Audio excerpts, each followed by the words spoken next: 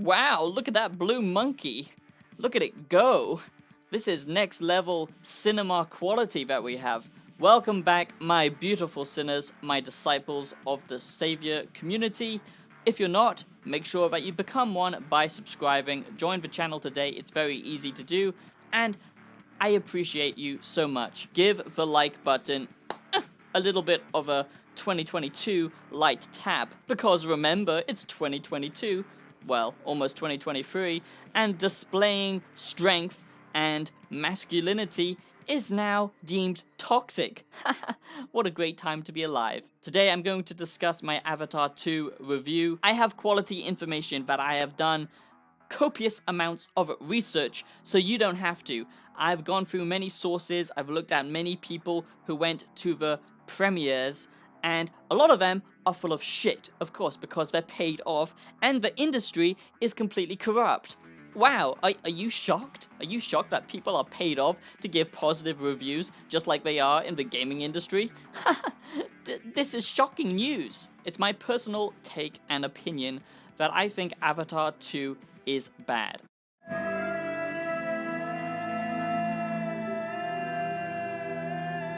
Avatar 2 sucks, okay? I've been wanting to say that for a long time. Because, holy shit, okay? I've got a lot of stuff to get into, so I'll tell you why I think that. But first, let me just say, if you love Avatar, if you love James Cameron, and you think he's the best director of all time, then, yeah, you're gonna enjoy this movie. But I personally think Avatar, the original Avatar, and this one, is nothing more than eye candy. It's for shallow normies, okay? If you want to go watch a good movie, go check out Dune, Blade Runner, The Northman. There are so many good quality movies. Avatar is just for family fun and for brain-dead normies, okay? And I'm gonna get into why I think Avatar Way of the Water sucks, and why I think Avatar Way of the Water is bad. I have too many notes. Avatar was only successful because 3D, the lame-ass technology that everyone thought was great, kind of like VR today. I mean, VR is a little bit more impressive, let's be honest, and it has the potential to be something maybe dystopian or something positive, but 3D was a complete gimmick of technology back in the day, but it did pop off for a couple of years, and Avatar capitalized so well on the 3D trend. And I went to see it in 3D, and I thought, wow, it's amazing. These things are coming out, and I can almost touch them. And it was actually pretty amazing, especially at the time. And, you know, 3D movies can be amazing if they are actually implemented well, but sadly, the technology has just died. But that was the main thing. That and the visuals. The visuals back in the day were just breathtaking, and by today's standards, they are still amazing. I mean, this is photorealistic, and it makes you think, do we just live in a simulation? Because, Jesus Christ, if this is the stuff that we can produce now, imagine what movies, CGI movies, will look like in 100 years. We're not going to be able to tell the difference between what's on screen and reality. Now, yes, the CGI is amazing, and if you want to go and see a movie and you want to switch off your brain and you just want to have a nice family movie, and you have a family or some little kids and you want to just go watch a, you know, easy breezy movie with amazing spectacles, then yes, this is going to be great, okay? This is going to be a good movie for you, and that's why this is going to be successful, because a lot of people are going to love this, because this is focused around a family adventure type genre of movies, okay? In fact, this is the first time we have seen a relatable family unit portrayed in modern day movies, and I'm going to get into that more later. It's the same with games, in my opinion. It can look amazing like Assassin's Creed, Valhalla, or whatever, but if the gameplay is shit, if the art, the storytelling, everything else about it is not good, then to me, why am I watching it? You know, I could argue that with Marvel, but I know a lot of people do like Marvel, and there is deep storytelling. I like stories that actually make you think. Movies that actually have some kind of philosophical or psychological impact on you, you know, or it just feels like a waste of time. You know, I want to watch something that makes you question. Blade Runner is a perfect example of blending amazing visual design with good quality storytelling, interesting characters, and a philosophical premise that actually makes you think. But sadly, we don't get many movies like that. James Cameron is overrated, let's be honest, okay? His movies are visually amazing, but narratively pretty shit. Cheesy, it's cringeworthy, and it's a little bit woke. But surprisingly, this movie isn't as woke as some of the other modern day movies that have come out in recent times, and that's the big surprise here. You can watch this with your kids and you won't feel that you're being completely brainwashed by a corporation, which is nice. The other negatives that I've heard is the story pacing is just completely off. The bad guy gets defeated like 5 times, just like, you know, a Destiny boss.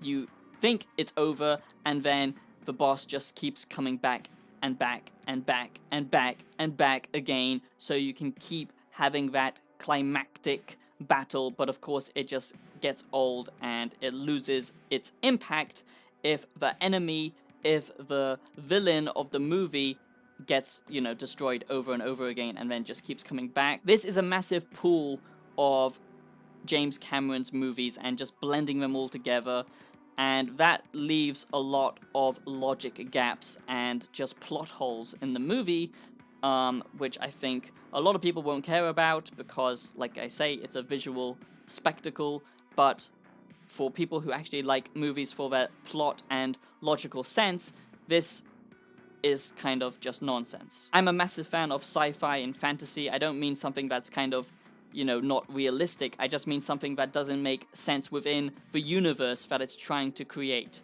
and the, you know, narrative design. A positive of this is the action sequences that James Cameron directed is amazing, and the war, the battle, stuff like that in this is absolutely incredible. Another negative, oh, and give me a positive, give me a negative. Another negative is there are too many characters apparently to keep track of, and it gets just disjointed, and it's a very long movie.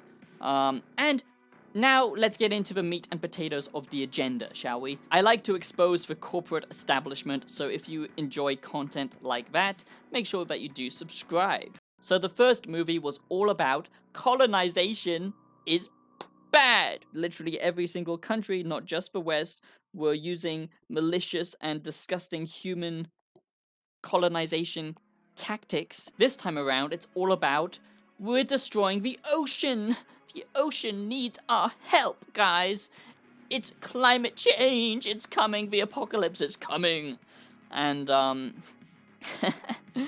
now, I actually am a big advocate of cleaning up the ocean. I think the charity that Mr. Beast did, you know, trying to clean up the ocean, that was great. And we need more charities like that because the ocean, in fact, is dying. We are overfishing, and the pollution of the ocean is completely destroying the natural habitat of the coral.